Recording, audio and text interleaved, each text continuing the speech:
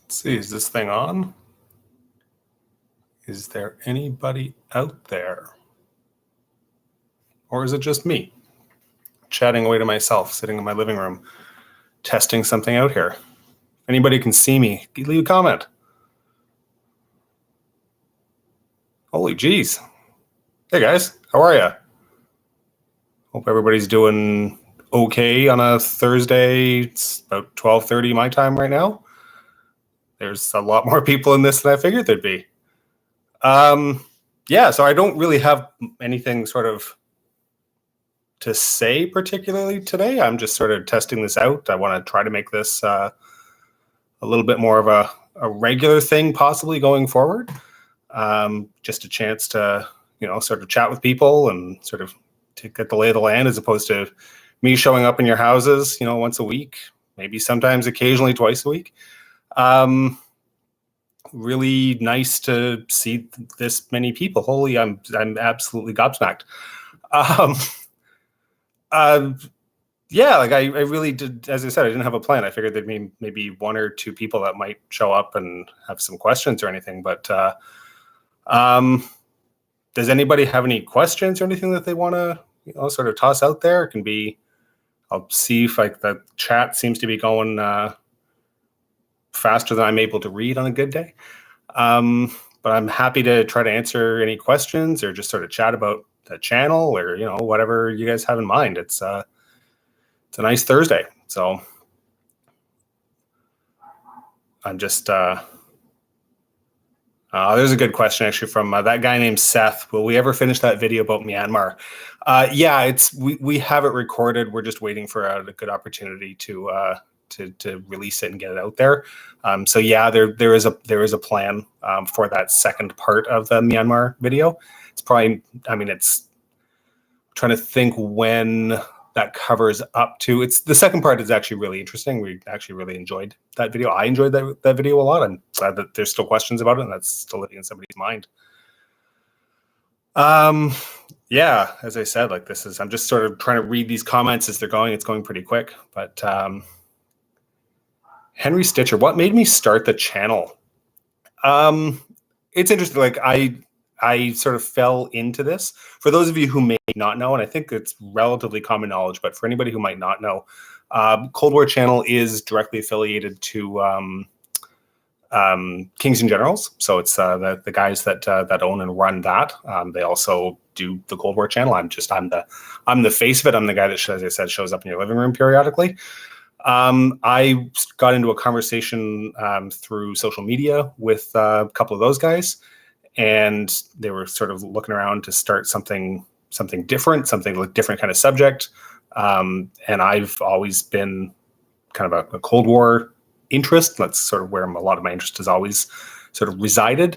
And I tossed that subject out, and 3.5, almost coming up on 4 years.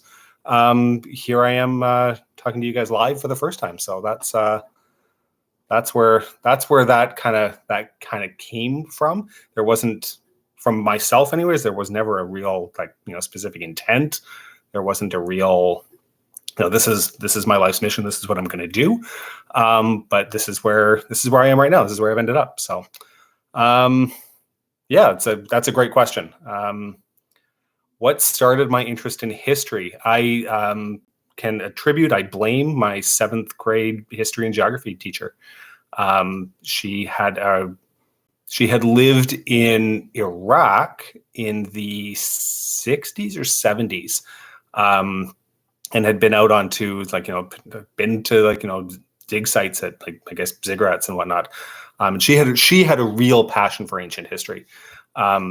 Which is so far outside of my wheelhouse now, but just that joy and that passion and that interest that she brought to the subject really sort of became infectious, and I've been struck by that. And however many years later, that's really where I completely attribute that interest in history. So thank you for that question, Brian.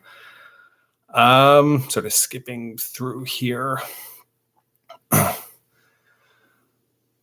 Emil Husniov, like his question looked, can I compare the failures of the USSR in Afghanistan to the US failure in Afghanistan? Not with any real, at the moment, not with any real credible ability to do that as a direct comparison. There's similarities, there's big differences in terms of the way those missions rolled out and played out. I wouldn't feel confident at the moment without being able to do a lot more prep work. It's a fantastic question. It's something obviously the channel will deal with, and we're certainly interested in getting into that. But that's a really in-depth question, especially with the modern comparison. The Soviet mission was a decade. The American one was 20 years, 2 decades.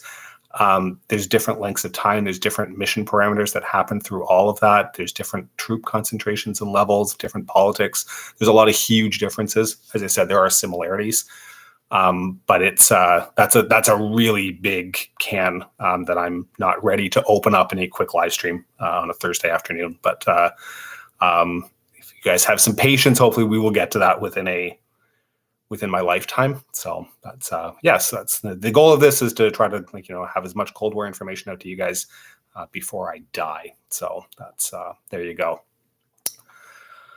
Were there, as I said, I'm not reading this in any particular order. I'm just sort of grabbing them. Were there any incidents with nukes and plane crashes in other countries? American nuke crashes and disasters in other countries? Yes, absolutely. There's the Palomares incident, where a B-52 broke up off the coast of Spain. It splayed radioactive material, not a nuclear bomb necessarily, but the plutonium casing and whatnot from the bomb was spread across a beach in Spain, and that's still an ongoing cause of friction, shall we say. There was I think it was one of the nuclear igloos at Sidi Slamini in Morocco. There was a fire there that caused nuclear havoc. Whether there's other countries, it's a really interesting question, because obviously the Soviet Union, one would assume, based on logically, based on statistics and the number of U.S. missions that had nuclear incidents, to use a word, the number of nuclear incidents that happened, one would assume that there would have been at least several that would have happened under the Soviet watch. The Soviets didn't necessarily practice with live ammo as much as the Americans did. I mean, the Americans had Chrome Dome, basically live alert for. I'm trying to think how long the actual airborne alert went on, and I can't think of the number off the top of my head, but it was like 20 years or something, where there was 1/3, I think, of the U.S. strategic nuclear force was always in the air, just based on that statistics and doing the math. There's a much higher incidence, I think, of something going wrong with the American. With an American weapon, rather than the Soviets, who didn't tend to practice as much. They much tighter control issues there. So if I find any, I will certainly be very, very happy to talk about that. But obviously those files are, if they haven't been destroyed, they're very much under lock and key. So I am just going to scroll down a little bit and grab some other random questions here. How's the sound, guys? Is that just somebody give a thank you, Ethan? Chrome Dome from 60 to 68. Sound is okay. Everybody can hear me?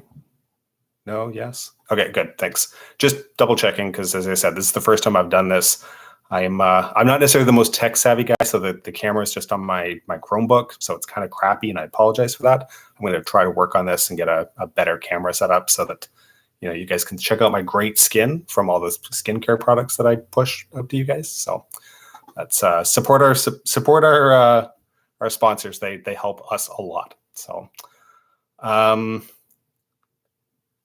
Nick, it's telling that the Soviet nuclear subforce had so many accidents. The Soviets did have quite a number of sub accidents, but it's not like the Americans didn't. The Americans had at least 2 nuclear subs go down, both the Thresher and the Scorpion. Since the Scorpion incident I'm sure somebody will jump in with the date, in the 68, 69, something like that. right around the same time as K-19, I think. But since the introduction of SubSafe with the U.S. Navy, there hasn't been the loss of a nuclear submarine. But there was some really painful lessons that the U.S. Navy had to learn as a result of the Thresher and the Scorpion incidents. Thank you, Ali, for his comment. Excellent skin, by the way. That's makes me feel good. Thank you. That's for an old guy. DM, as a fellow Canadian, I'd love to if we can cover nukes that were stationed in Canada sometimes. Yeah, that's something that I do want to talk about, because I think that sometimes, I mean, we're America's hat up here, like, all tucked away, to sort of refer to Homer Simpson there. There were nuclear weapons stored in Canada. Beaumark missiles were like, sort of this thing. It was like a nuclear Air Force run nuclear anti-aircraft weapon that were stationed across Canada. There's completely deactivated, and there's actually very few traces of Beaumark left, sort of in the quote unquote in the wild. I know on the highway driving I'm going to get all nerdy for the Canadians here. For anybody who lives in Ontario, the Highway 11, I think it is, driving north to Sudbury, not far from North Bay, there's a placard, there's a marker saying that there was a Beaumark site, and that's really one of the few publicly accessible in the wild recognitions that Canada had nuclear weapons stationed. I was in Ottawa a couple of weeks ago, and I took pictures of the weapons igloos that the CF-101 Voodoos would have had the Genie missiles stored in, which was kind of neat. I thought that was just it's a quick little drive from where I was staying to go take some pictures of things that my wife thinks I'm crazy to go take pictures of, but we all have our interests. So yeah, just kind of going through questions. Keep asking questions. If there's something that don't harass me too much here, please. But if there's something that I seem to have scrolled past or missed that you really, really urgently want to sort of toss out there, then, please post it again. Don't spam the chat, please. Like, that's, don't be that guy or that girl. Like, that's not, don't do that. So, were they part, Lord name who can't be spoken, were they a part of NATO nukes? No, they were American nukes. And actually the command and control, because Canada never officially had storage control of those nuclear weapons. It was like a two key system where they were officially in the possession of the US troops who would be on site. And those nuclear weapons on presidential order could then be released to Canadian forces to be armed and used. But officially they were under the control of the U.S. military until such time as use was authorized. So that is how that worked. Serbia is acting up again. Do you think they'll attack Kosovo? I don't know. I don't know. Robert Poulin, you live in Ottawa. Where are they located? They are on the site of what was Uplands. It is, if you're, again, sorry for anybody who's not Canadian here, specifically, if you go to Google Maps and you find, look where Orange, the helicopter evac station is, the Orange headquarters at the Ottawa airport, from a section that was formerly Uplands, that's actually those are the hangars next to that Orange is using used to be the CF-101 Voodoo 462 squadron, I think. And then there's the weapons igloos, bunkers that are about a couple of 100 meters down the road. Publicly accessible. It took me, when I was there, I was staying in the West End, took me half an hour to drive. And that was with traffic on the Queensway. So, will Canada become part of the U.S.? Moving right along, huh? Yeah, that's... and somebody's looking for housing and financial advice. This is totally turning into something different. Episode on Mitrokhin and Russian activities during the Cold War. We will obviously we'll be touching more on Mitrokhin. For anybody who for those of you who don't know, the Mitrokhin archive was this massive intelligence boon that sort of happened in the immediate post-war period. There was the chief KGB archivist had been literally sneaking out files for decades, making copies of them and storing them under his floorboard in the dacha. Then the Soviet Union comes to an end. He actually offered the papers to the Americans. The Americans didn't believe him, rejected him, so he went to the British. And Mitrokhin defected with all the papers, with this massive, massive archive storage, defected out to the UK. And he worked with Christopher Andrew the professor at St. Andrews in Scotland, in terms of this just kind of cataloging and going through it. And there's thousands and thousands of documents there that are still being used and cataloged and being translated and going through. It's absolutely fascinating. The archive itself, you can go to Amazon if you have to. Support a local bookstore if you can. That's really my biggest recommendation. Please support local bookstores. But get a copy of Mitrokhin Archive. It's a really interesting book. Google it if you've got JSTOR access. Just Google Mitrokhin. The amount of stuff that comes back on that is phenomenal. That's a nice little question there about Mitrokhin. Thank you. I missed who asked that, but thank you very much for that question. Let's see. Live and work in Central Asia. You were a Canadian in the British forces, but now living in Central Asia. That's Murray Eldred. That sounds like an absolutely fascinating story, even just like, how it's one of those sit over a drink and tell me a story about how I got here. Bradley Wright, the on-site episode at the Diefen bunker. You know what? We have a great story about that. Like we've talked to them. We've actually been on site at the Diefen bunker in the past. For those of you, again, who don't know, the Diefen bunker was a bomb shelter, like an actual nuclear bomb shelter outside of Ottawa that was meant for the Canadian leadership in the event of nuclear war. It was built in the 60s, late 50s. Anyways, it was built. We actually did a tour of it. None of the footage came out, and we haven't had a chance to do. COVID happened, and there's it's like so much things got derailed. But the Diefen bunker, yes, Bradley, I agree. The Diefen bunker is amazing for anybody who's ever in Canada and in Eastern Ontario. The Diefen bunker, and you're interested in Cold War stuff, the Diefen bunker is absolutely well worth the time to drive to it and to take the tour. It is a phenomenal site. The Diefen bunker, for anybody who's curious about the name, Canada had a former prime minister named John Diefenbaker. He was the man responsible for ordering the construction of this underground shelter, and hence the name Bunker Baker Diefen bunker. So there you go. That's what are my favorite Cold War podcasts? I'm a podcast guy. That's something that I absolutely I'm really into. I absolutely love podcasts, and when I'm walking, I've got a couple of dogs. They're sleeping and snoring just over there. But I'm out walking the dogs all the time, and that's listening to podcasts is what I do when I'm out. Cold War Conversations with Ian is absolutely should be like a number one go-to for everybody out there. Absolutely. Cold War Conversations, for anybody who is ever looking at the set, we have a Cold War Conversations coaster sitting in the set. That is a permanent fixture. I don't think I will ever get rid of that. Cold War Conversations is great. It is interviews with people who lived and did things through the Cold War. It's former military people. It's former intelligence people. It's, Soviet citizens, these German citizens. Ian's got a real interest in the DDR and the GDR, whichever language you want to be speaking here. And he's got lots of contacts and made lots of friends with former East Germans. And it's talking about what life is like, what life was like in East Germany.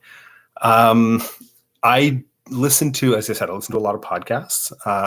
Cold War Vault, for some of you who have longer time subscribers, that's hosted by Dr. DJ Kenny. And he's a professor in the States, and he's done some excellent podcast material, phenomenal research, really well presented. So that's called the Cold War Vault. That's really definitely worth your time.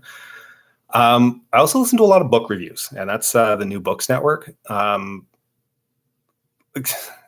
Obviously, what we do involves an enormous amount of research all the time.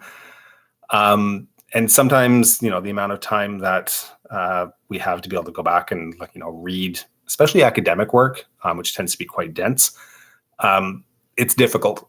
So listening to book reviews about a book that may be interesting is actually a really good way to sort of get an idea of whether, is it worth pursuing this individual book further? Is it something that, is it little nuggets that I can take away from an interview with the author, like the main author and researcher of whatever the book is? Or is it, just something that's whatever? But that's New Books Network. I listen to an inordinate number of book reviews to take away information about that hopefully I sort of, manage to give out to you guys every so often. Hopefully, I think you guys seem to enjoy this on a, weekly basis. So,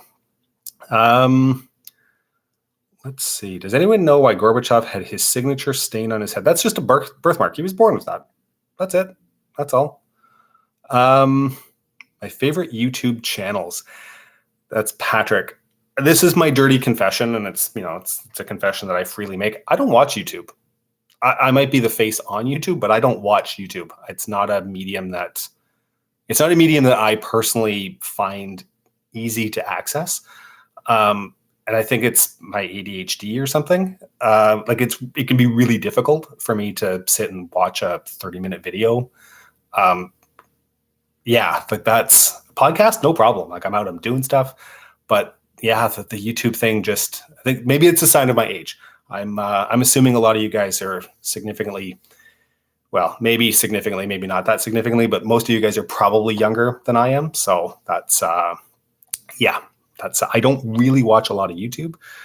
Kings and Generals, obviously, the go-to channel. You guys, everyone should be subscribed to that. Everyone should be watching those videos all the time. Definitely subscribe and watch Cold War channel because we are phenomenal and fantastic. Jesse at the Great War channel is great. There's some really, really quality stuff out there. But really, to be perfectly frank, I don't watch a lot of YouTube. So, okay. Robert Poulain, he says that he's older than I am. So yeah, okay. It's like you win the contest, sort of, Robert. So there you go.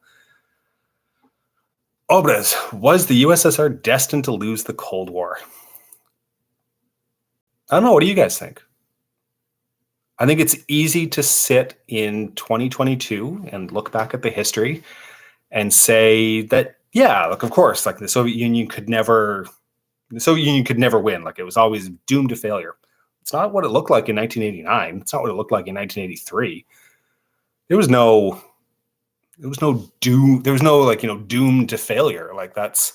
Were there structural issues? Very deep ones. Were there deep structural? Are there deep structural issues in any country? Yeah, there's no perfect country out there. As much as the Swedes, the Danes want to start talking crap, but that's I don't know. I don't think that nothing was destined to happen. It's the way that it played out. It was the way that the changes that Gorbachev made, starting with in 1986. Ended up sort of magnifying and collapsing things. I think there's history. I'm not a big counterfactual guy. History plays out the way that it plays out for a wide variety of different reasons. That's how it works. That's how it happens. Yeah, that's I don't know. It's an interesting debate though, to look at why this. And I look at it from the idea is why did the Soviet Union collapse? Soviet Union collapsed because of X, Y, Z. If any of those letters, the X, Y, Z had changed or was different, maybe the Soviet Union doesn't collapse. Maybe it's still in existence today. Maybe it collapsed even sooner. I don't know. That's oh, look at that, Brad from On This Day in Canadian Military History. It's another phenomenal channel. Brad is asking, that's On This Day in Military History. Check it out, guys.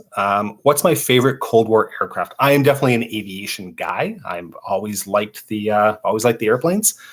I don't live too far from the airport here in the Toronto area, and even just watching the passenger planes go over every time one goes over, it can be a 737. I don't really even care. I sit and I watch it go by, and my wife looks at me like I'm absolutely crazy. What is my favorite Cold War aircraft? I have a weird fascination and love affair with the B-36. That B-36 Peacemaker is this ridiculously weird and strange cross-generational beast, in that it's got pusher propellers, which is such an oddball thing to begin with. But then, it's like based on the loads that it's got, like it's destined to carry and the speeds it needs to go, like it's not enough. So they add jet engines to it. And it's just it's massive and it's ridiculous. I have this weird, absolute fascination with the B-36. Something that's a pure jet. Top Gun was a really big thing when I was a kid. So the F-14 is, that's the F-14 is just this. I think it's just this gorgeous aircraft, especially when the swing wings are back and it's it's in full bomb cat mode. Like I love that thing. That thing is great. Sukhoi 27, like I think that Su-27 is just like that's such an aggressive looking beast. And you get the right kind of camo on it, and it's just like that's a sexy aircraft. But there's no doubt about that. That's Ethan's making a call out for the F-111. I like the F-111, but not just the F-111, more like the Spark Vark, the actual Wild Weasel manufactured one, which is basically just a giant electronics jamming platform. That thing's awesome. There's something about swing wing, variable wing design. Even the MiG-23 is what a terrible beast that thing is. Even that thing is awesome just because of the way that the wings move. So yeah, that's let's see. Just gonna scroll around here and see what else we got here. Oh yeah, somebody making the call out for the Vulcan. That's one of the three V bombers. I like the Vulcan. I love the sound of the Vulcan. Of the three V bombers, though, it's never the Valiant. The Handley Page, the Victor, is just this weird futuristic looking thing that I love as well. I think there's that thing is just, it looks really cool. The Brits have this thing about putting the engines in the wing roots, and it just sort of gives the plane gives any of those designs these really characteristic design and shape. But the Victor really does look just absolutely space age almost. I really do enjoy that thing. So a couple of call outs in there for rotary wing as well. I guess I grew up playing a ton of Microprose games, including Gunship, which was the video game about a Commodore 64 video game about the Apache AH-64. And that thing was just a lot of fun, and it's sort of introduced the idea that rotary aircraft exist and are aircraft. Let's see. Oh, Spetz is giving nice shout out for the Valkyrie, the XB-70 Valkyrie. I like the Valkyrie. I think it's a really interesting aircraft, but I like the Valkyrie in terms. What I really like about the Valkyrie is the politics that go back to Curtis LeMay, who was an absolutely fascinating madman. But his interest in his love affair with the Valkyrie is something that is definitely worth reading up on, and sort of when the Cuban Missile Crisis was unfolding. Curtis LeMay, who was the Air Force Chief of Staff at the time, he was in Europe at the time, and they needed a way to bring him back without making it seem like, oh my God, this is a giant, it's like we need you back because there's an emergency. So the plan of action was actually to, what they told him was that there were planned funding cuts to the XB-70 Valkyrie, and that's how they got him back from his trip to Europe as quickly as possible. So that's one of those weird little stories out there. So there you go, guys. Let's see, what else do we got here? Have I read The Marshall Plan by Ben Steele? No, I haven't. I've heard really, really good things on it. If it's the one I'm thinking, there were two Marshall Plan books that were released right at the same time. I haven't read either of them, to be perfectly blunt. But both of them, from what I've heard, and Steele's book is included in this, are excellent takes and should be read together, because they cover off on different things and sort of both address different angles in terms of the Marshall Plan. The Marshall Plan is still, to this date, in my opinion, one of the single most important pieces of legislation global plans that's ever been enacted, especially in the 20th century. It really was responsible for making Europe exactly what it is today, whether you like it or not. So let's see. Sega or Nintendo? PlayStation. So there you go. Do I recommend the German? What do I recommend the German government in this conflict? I would recommend that the Germans shit or get off the pot. Like, make a decision. That's either support Ukraine or you don't. But that's it. There's a lot of questions coming about Ukraine. Watch the video that we posted up on Ukraine yesterday. We like doing those videos periodically. It's not that I'm some sort of expert. It's not like I'm some sort of like military analyst or anything like that. Those are really just designed that it gives me a chance to talk crap for a couple of minutes and ask some questions. And sometimes I know what I'm talking about, and lots of times I don't. And clearly, some of the predictions that I've made didn't come true. Some of them seem to be, but who knows? We do enjoy doing those from time to time, just because it's sort of a bit of a chance for engagement and that kind of different thing. So, yeah. Any interest in covering events where the West and Soviets work together, like in the aftermath of the '63 Skopje earthquake? Yes, and stay tuned, because we've got stay tuned. I'll leave it at that. So, yeah. Questions about Brezhnev. We should cover subject of Soviet cigarettes and alcohol. It's actually really interesting. Yeah, cigarettes and alcohol were big things in the Soviet Union. It's interesting, even just the brand names for cigarettes. I remember when I was in Moscow in 97 and 98, off and on.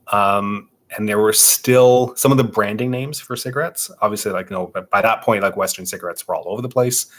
Chesterfields and Marlboros and Camels and blah, blah, blah. But you could still find some of the old brands. And one of them was Apollo Soyuz. And that's what it was. And it was almost like newspaper, news. Didn't have the ink on it. I mean, I guess if you wanted to roll your tobacco using newspaper, the ink gives it a nice little zip. But the brand name was Apollo Soyuz, and the packaging, which was just sort of was paper, there was an image of the Apollo Soyuz stations, or craft meeting in space. That's part of that cooperation thing. It's actually there's some really interesting stuff that goes around that. Alcohol, I mean, the stereotype obviously is that Russians drink a lot. Sure, Russians drink. So do lots of other people in the world. The interesting story about Russian alcohol is there was so much alcohol being consumed, especially by the time that Gorbachev came to power, that one of the things that he wanted to do was try to curb alcoholism, because of the amount of people that were missing work because they were hungover. So they started increasing taxes, and they started basically trying to reduce the amount of alcohol that people were drinking. And it actually ended up taking a huge hit in the Soviet treasury. It's one of those weird little things that, it's the attempt to try and curb Soviet alcoholism ended up actually pushing the Soviet economy into really dire straits. That's one of those strange little things. And we'll talk about that when we get further on. Fighting Finn, in Soviet Russia, cigarettes smoke you. I have taken one drag from what was known as, I don't know if I'm sure they're still around, that was called a Marine cigarette, as in Ura, Russian, but the Russian Marines. And basically it's just raw tobacco in again, newsprint with no filter. Oh man. Yeah, that thing smoked me. I was down for the kill. It was super gross. I was down for the count. Not good. Do I speak other languages beside English? No, I do not. I speak English on a good day, not always well.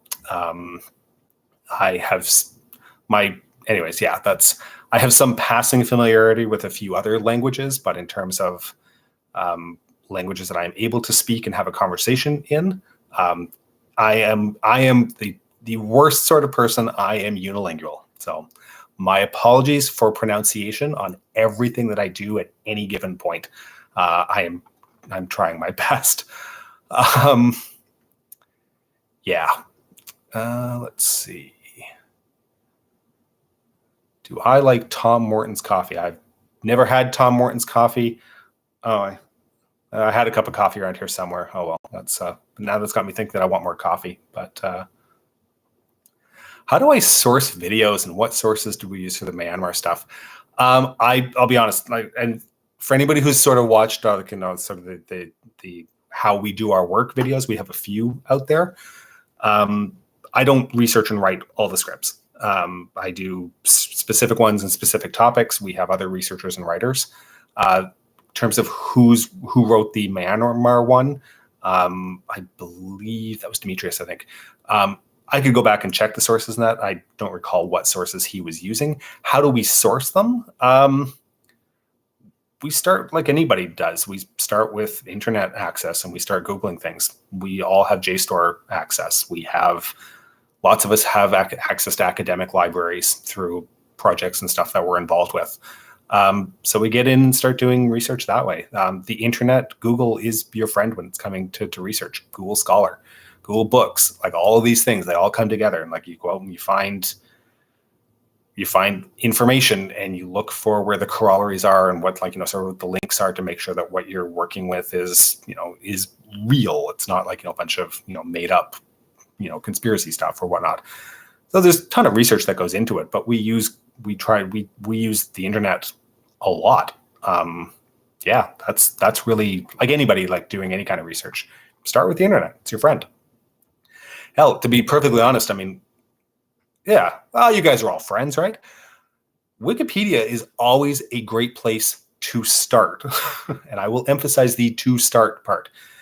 The Cold War is a 50-year period. There's an awful lot of things that happen in there. Like we don't all know all the little weird little details that happened. Wikipedia is a great place to start to sort of fill in like a broader picture. How does something sort of fit into the broader narrative? And based on that, then you start going into sources and start looking for keywords and things like that. So, I mean, that's a really big aspect to it. Wikipedia is never it's a place to start. It is never the place to finish. And like anything, I mean, take it with a grain of salt. But I mean, we do that with other sources as well. If we're pulling like an article or something from a periodical that we're not familiar with, you take a look to see what the background of that periodical is. Like, it's like you want to know, like, is this a right-wing or publication? Is this a left-wing publication? Is this a whatever? Like, it's like that's all important stuff to be able to look at. So, yeah. Maddie, I thought all Canadians learned some French. Yeah, I mean, I took French through high school, but that was a really, really long time ago. I could read a box of cereal. Does that help? I mean, French, I was never particularly interested in French when I was younger. I wish I was now because it sure would be useful for a lot of things. Yeah, that's language, politics in Canada. Welcome to it. So,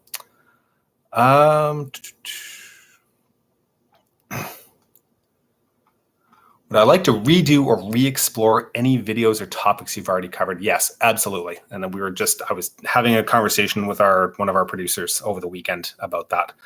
There's a couple of videos out there that in retrospect, I'm not, I think we can do better. And we're looking at possibility of going back and sort of redoing those or having another look at, and sort of, we've changed how we do our videos as well. For anybody who's been here for 3.5 years, God, thank you. It's a huge thank you. We started off looking at topics at a very broad and high level. We definitely moved forward, and we're looking at individual things in much more detail. Like we'll do a full episode on something that may have gotten one or two sentences in one of our early videos. So yeah, there's definitely stuff in some of our early videos that we want to go back and take a look at. So, and maybe redo and sort of take a different angle or present more information than we thought we were able to at the time. So what's my favorite French cereal? It's amazing that there isn't specifically French cereal, but there's, the boxes and packaging in Canada are legally required to be in both official languages. So you can read it in English on one, and then read it in French on the other half. It's just the way it works. Remy bien. Will Canada win the World Cup? Canada, no, they won't. I had hopes that Canada would make it out of the group stage, depending on what kind of team that Belgium fields, and how young a team or old a team Croatia fields. Given what's going on with Team Canada right now, I don't think that we're going to exit the group stage. I have been watching World Cups and following football since 1986, Mexico. I have never been less excited for a World Cup than I am for this one. Just never been more disinterested in the whole World Cup thing at the moment. I was even willing to get excited for Russia in 2018. This one, nope, can't buy into it. I'm going to end up watching, I'm sure, but I just really can't buy into it. So, yeah. Captain Crunk. Look, Captain Crunk. Is it Captain Crunk? Yeah, okay. That's enough of that. Do I think Russia can turn the tide of war? See our video yesterday. As a Canadian, can I justify the ergonomic nightmare that is a milk in a bag? Of course, because it's not just a loose bag. Like, there's a milk bag holder, and you put the bag in the plastic holder, and that's how it works. Milk in a bag is great. It's more environmentally friendly. Yeah, milk in a bag. We do that here. More de Gaulle and his role in the Cold War. Yeah, we're going to be coming back to France. I think de Gaulle plays a really interesting role once he came back after the Algerian War, and the Gaullist sort of movements in the 60s to go forward with the Force Frappée, the nuclear arsenal, as well as withdrawing France from the NATO military, remaining in NATO, but withdrawing from the command structure, the military command structure of NATO. We'll come back to de Gaulle because that makes for a really interesting story in terms of still being inside of NATO and still making sure that you're part of the anti-Soviet military commitment in Germany, but not wanting to sort of fit in with like how the rest of NATO operates. And then how the Americans had to negotiate to get around that to make sure that if war did suddenly break out, that they could integrate France relatively quickly. It's quite an interesting story. So,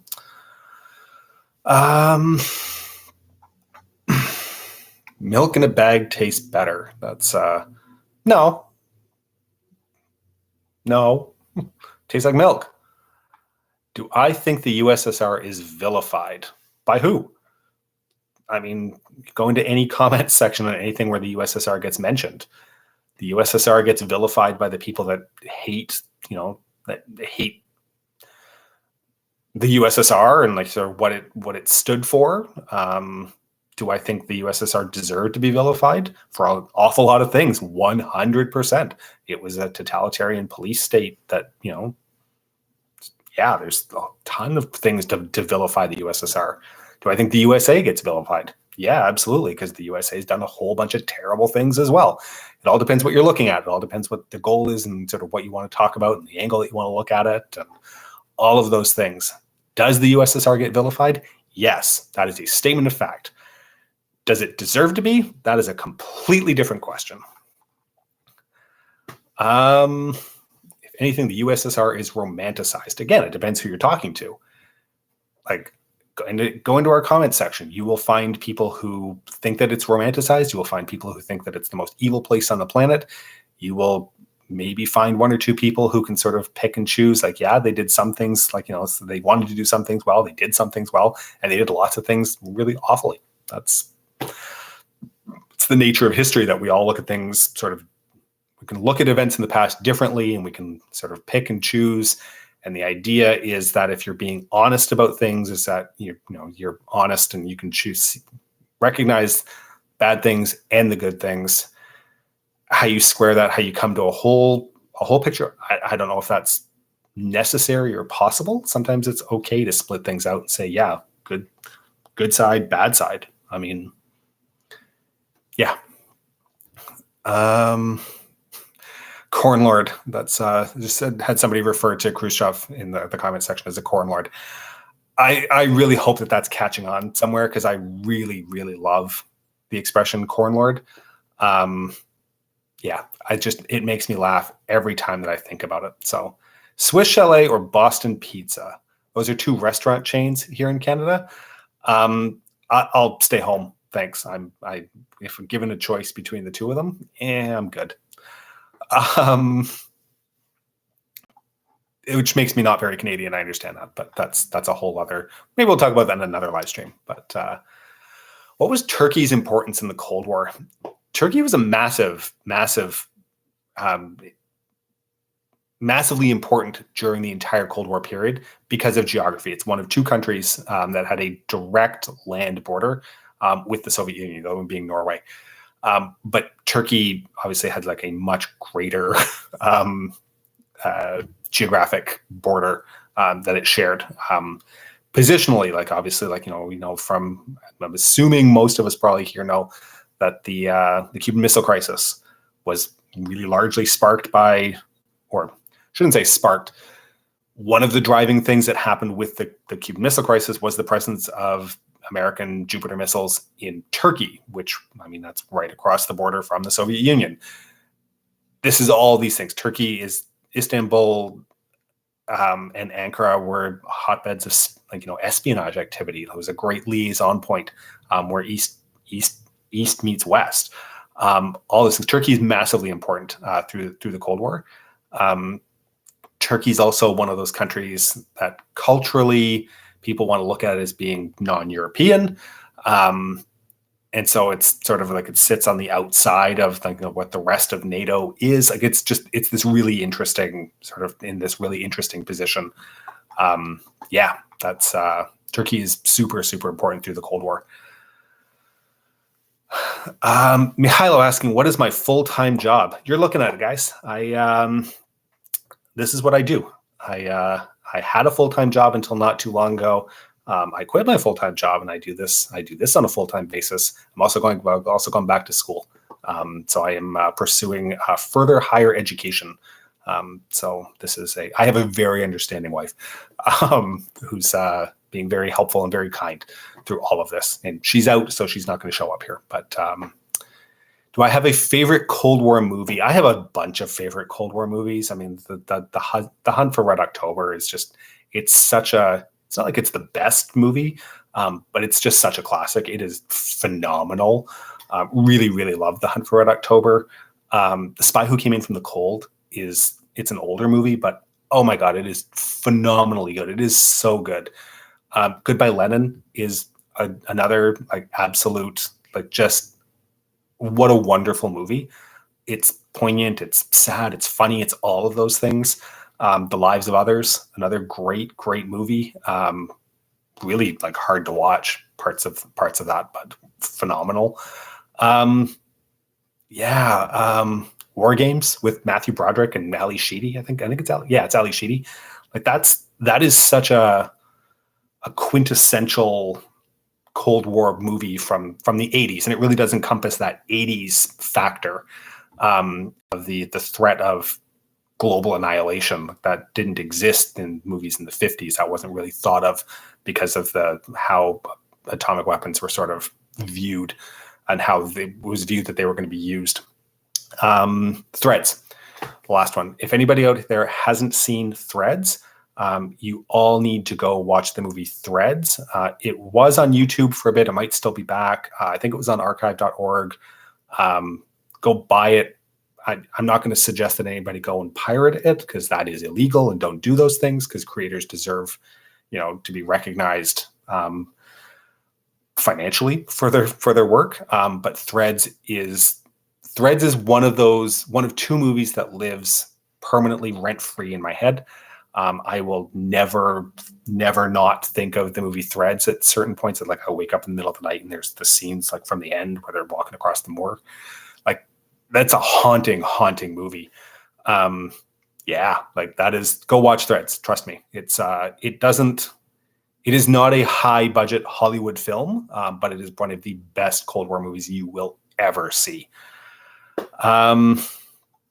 Yeah, and for anybody who's curious, the other movie that does that is Come and See, Idi Smatry, which is a Belarusian film from the mid '80s, talking about like looking at the Soviet partisan experience after Barbarossa. That movie is just absolutely, I want to say soul crushing, but there's scenes in that movie that live rent free in my head and will forever. So that's Charlie B is just told me that he is in Sheffield. My condolences. So that's what I will say to that. So not that 23 megatons on a Wednesday would ever improve Sheffield. I'm kidding. Like the Midlands are lovely. So yeah. You know what? I've been chatting for 50 minutes. Can I do the Russian squat dance on this stream? I can't do the Russian squat dance on anything. So there you go. That's that would actually probably kill me, Hank. So if you want this to be the end of the show, then please insist that I do that. Otherwise, no, we will not be doing that. So that's Will Hoffman. Did I study Russia in the past? When I did my undergrad degree, I did a class on Russia up to the revolution, which was absolutely fascinating to look at that with a more academic sort of perspective. It was when did that class start? From the establishment of the House of Romanov, Peter I, through to up to leading to the revolution, the First World War. Yeah, I did do some like formal study of Russia. I took a couple of years of Russian class in university, but was like just eminently bad at it. So didn't really, and unfortunately didn't stick with it. But I mean, it's, if nothing else, I can read the alphabet and sort of try to muddle my way through words from time to time. Yeah, so I mean, I have studied a little bit of Russia and Russian history. Russian culture. I've spent a bit of time there in Moscow in the mid '90s, sort of the heyday of the Yeltsin era, which was, yeah, that was interesting. That was definitely an interesting time to be alive and to be there. Yeah, Bluegill Bronco is just asking me in Russian if I speak Russian, and it's like "Только немного и с трудом." So that's that would be my answer to that. Only a little and poorly, so with difficulty. So, will there be a video on South Africa? Yeah, we are going to come to South Africa. It's been on our list for quite a long time, longer than it should have been. So yes. I will categorically, Larry, say that yes, we will get to a video on South Africa, at least one. We'll probably do a couple because we'll break that down into sort of different aspects and try to, as much as possible, we are trying to tie things to the the traditional Cold War, what we view as the Cold War, being like that capitalism, East versus West, capitalism versus socialism, communism type of thing. USA versus Soviet Union. We've been, for those of you who are, perspicacious, you will have noticed that we certainly are not focusing exclusively on that, and we definitely get into some other weirder, more esoteric topics. We've really started looking at the Cold War as being as a history. It's a time period. So much of what happens in that time period is reflective of the sort of that bipolar struggle that was happening at the time between the United States and between the Soviet Union. But there's a lot of things that don't necessarily relate to it. And I want to talk about those things. So I mean, we're branching out a little bit from that as well. So yeah, that's I mean, as much as just to sort of explain sort of why we sometimes end up in some really weird topics that don't seem to relate directly to what is traditionally thought of as being the Cold War. So Video on El Salvador's civil war. Yep, Luis, we are going to be looking at in El Salvador. We're going to be looking at really a lot of Central America. I think Central American history is really directly related, obviously, to the traditional Cold War narrative. But so much of that doesn't start happening until sort of like into the 60s and especially into the 70s and the 80s. But we're definitely going to get to that. That'll be an oportunidad for me to practice a little bit of my Spanish, which is always kind of fun. So I mean, we'll definitely be looking at El Salvador and Guatemala and Honduras and et cetera, et cetera. We'll probably do a little bit more on Cuba, but the Cuba story is, I don't want to say that it's wrapping up. Obviously, like we've sort of left that at the last thing that we did with that was Bay of Pigs. And there's apparently something happened later in 62 that is kind of tiny that we may need to talk about. But we are going to get to that as well. But once that's done, we'll probably do a Life in Cuba kind of episode at some point. But the Cuba stuff is kind of wrapping up, and now we can start looking at other aspects in South America. Let's see. Do I have any knowledge about if the Decembrists majorly influenced the later Russian Revolution? I will refer you to Mike Duncan. Mike Duncan's 8,000 episode series on the might be a slight exaggeration, but his series that he did on the Russian Revolution certainly covers all of that in far, far better detail and does much better justice to it than I would ever be able to. But Mike Duncan's Revolutions podcast, certainly worth the listen. And the last season, his concluding season that he did on the Russian Revolution, is just a phenomenal work of art. Really excellent. Yeah.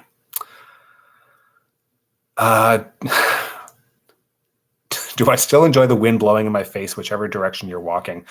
Robert, I assume that you've clearly listened to something that I was talking about somewhere else, living in Kingston, Ontario. Which is right on Lake Ontario, and it's notorious for walking into the wind, no matter which direction that you're facing.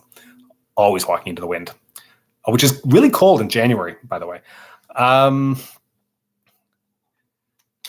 Yeah, that's there we go. Go Frontenac. That's haven't heard that in a long time. I'm just scrolling back here. Well, it covers Soviet metro systems and Soviet metro stations. It'll be, I don't know. Are you guys interested in that? I mean, the only two metro station systems that I've used in Russia, anyways, were in St. Petersburg and in Moscow, and they are absolutely wild works of art. At least the major ones. Once you get outside of the ring line, they get much more utilitarian. I used to get on the subway for anybody who knows the Moscow subway, I used to get on at Yugo-Zapадnaya, which was a terminus station. It isn't anymore, but it's very utilitarian. It's just like, tile and super boring. But then, it's like you go down to Kropotkinskaya or, Ploshchad Revolucji, and you get off the subway there and it's marble and granite and there's murals and it's phenomenal. That's one of those things that has to be seen to be believed. But okay, so generally, I'm just reading the comments on that, and generally, there's some there seems to be some interest. We will take a look at that. Tyler asking about a Berlin Wall video coming on, definitely on the list. Can't talk about the Cold War without talking about when the Berlin Wall actually got built and how it got built and all those things. So. That's Dread Electric asking about what's a video on Operation Urgent Fury and the invasion of Grenada. Got to protect those medical students. Yep, we will certainly be looking at that. That's part of the rehabilitation of the U.S. military in the wake of Vietnam.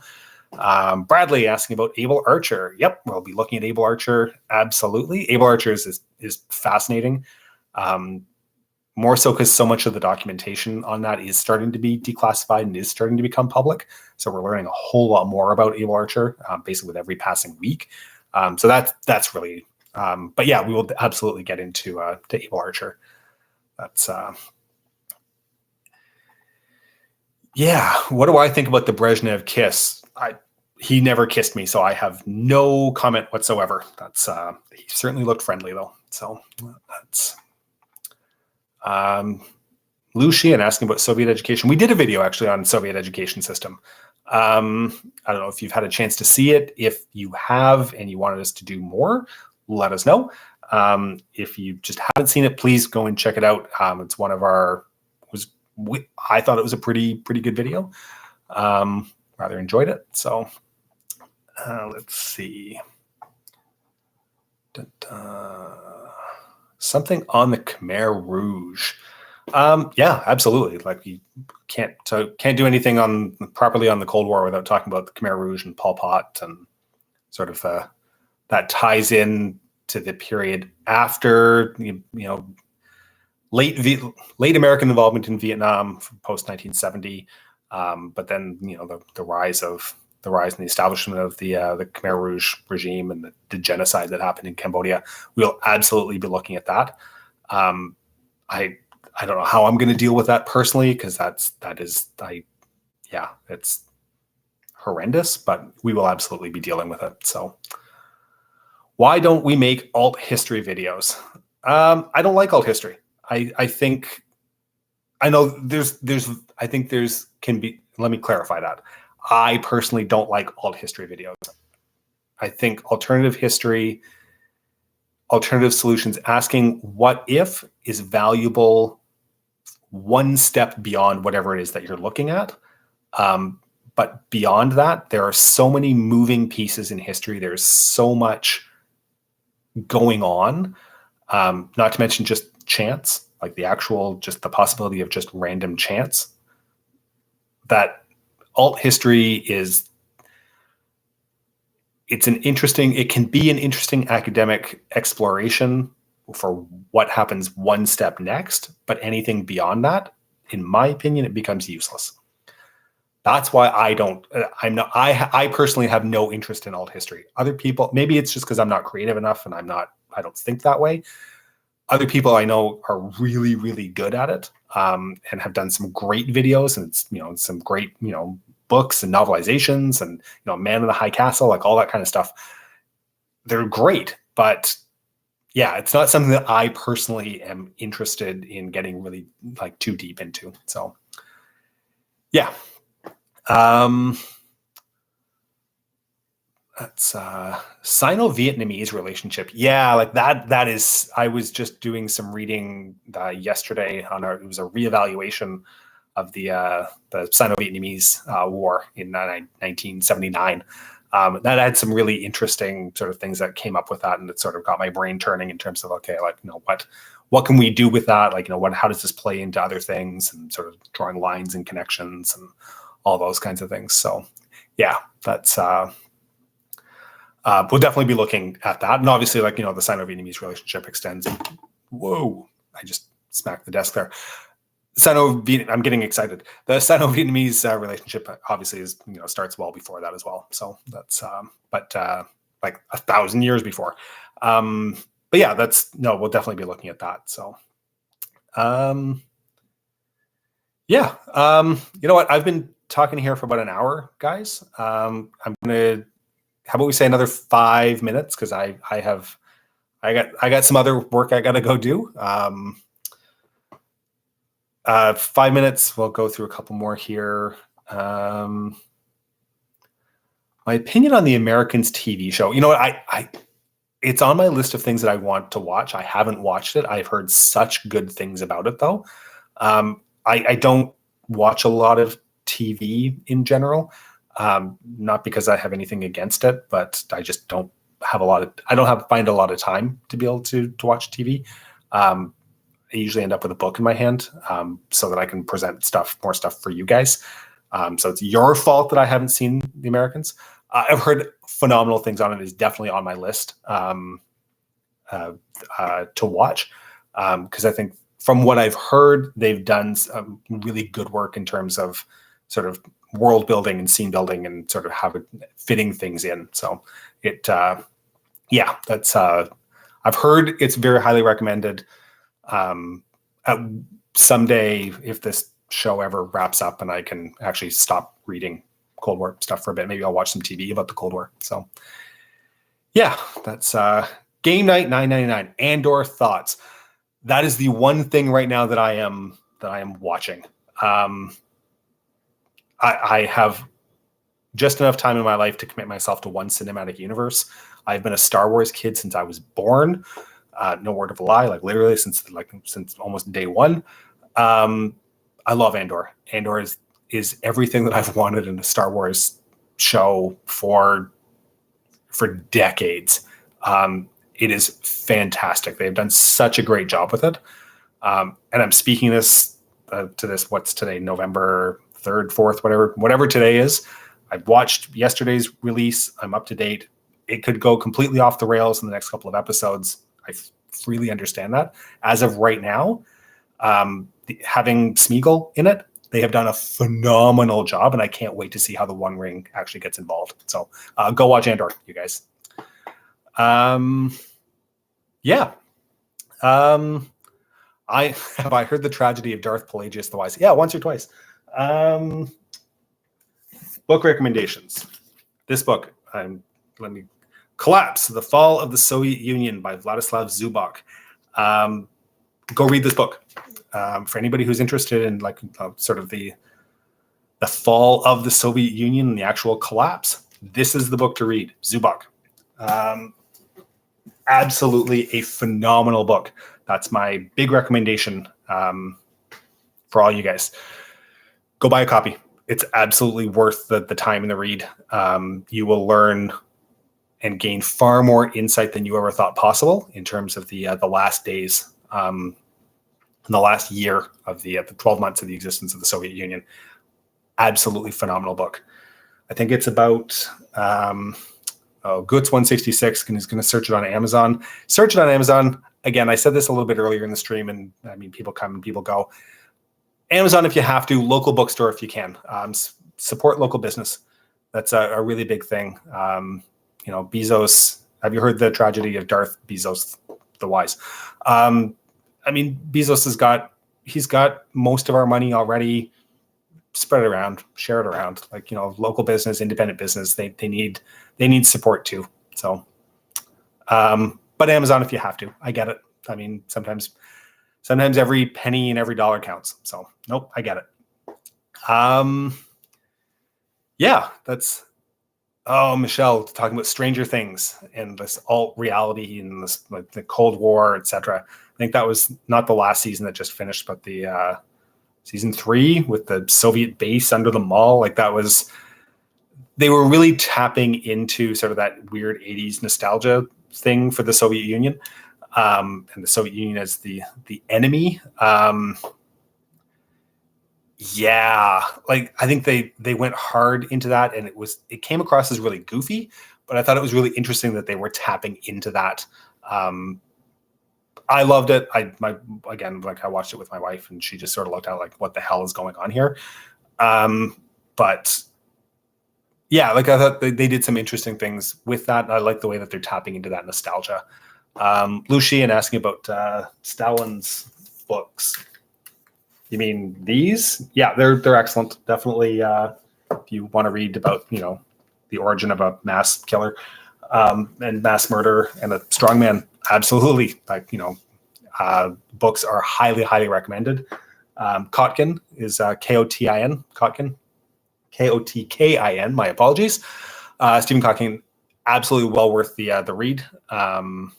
Yeah, that's. Waiting for part 3. I think we could be waiting a while for part 3. A biography on Brezhnev.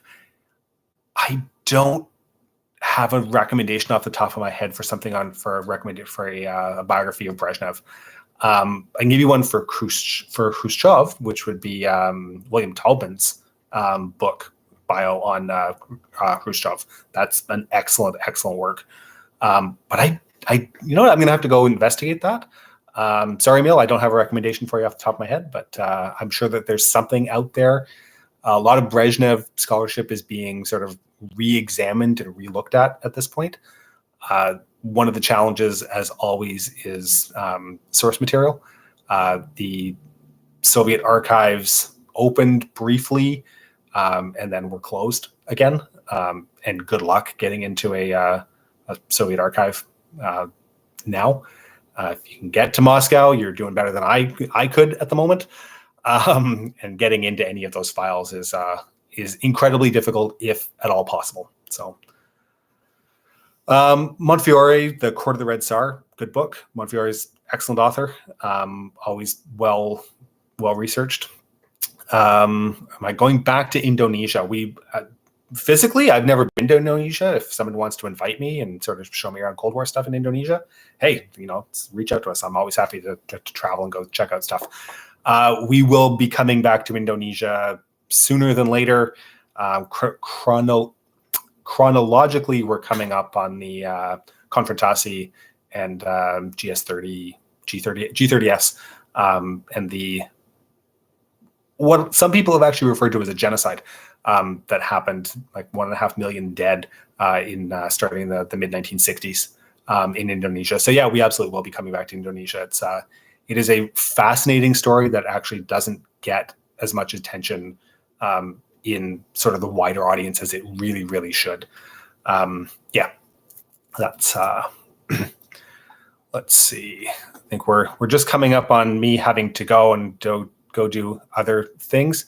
G30S PK. Thank you, good. That's. I think I got it right the second time around there. So that's. I don't know. What do you guys think of this? Should I plan on doing more of these at some point? Oh, Jakarta Method by Bevins. Yeah, my oldest kid is reading that right now and says it's absolutely fascinating and just like completely like eye-opening. I haven't read it yet though myself, so that's yeah, okay, good. This seems to be from lots of people saying yes, please. I'm not going to make this a super regular thing. Like I don't want to bore you guys to death. There's only so much that I can talk on at any given time. I'm going to go find that cup of coffee in a minute, but yeah, I would like to be able to do this more often. Sort of maybe I'll give a bit more notice and sort of try to create some questions. And yeah, that's Dino. I agree. A little bit of advance notice. This was not. I'm as I said, I'm surprised that we've got this many people in here. I didn't publicize this at all. I just sort of turned the camera on and said, okay, let's see what happens. I've never done this before. Yeah. Way better than Netflix. That's like, you shut your dirty mouth. Notes. Some things on Netflix are good and some things are just absolute, like, dosh. So, yeah, good.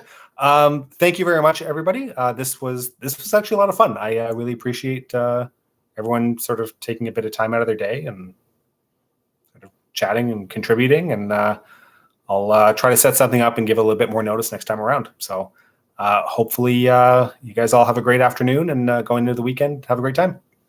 Bye, everybody.